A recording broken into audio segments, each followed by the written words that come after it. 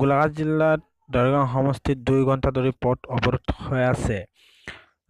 নাগৰিকত্ব সংশোধনী বিধেয়ক 2016 বাতিল আৰু অসমত অতি শীঘ্ৰে আন্তঃৰাষ্ট্ৰীয় পাৰপত্ৰ ব্যৱস্থা আৰু নাগৰিকত্ব ব্যৱস্থা প্ৰদানৰ দাবীত অসম জাতীয়তাবাদী যুৱ ছাত্ৰ পৰিষদে এই দৃশ্য দেৰগাঁৱত। আপোনালোকে এই ভিডিঅ'টো সম্পূৰ্ণকৈ চাওক।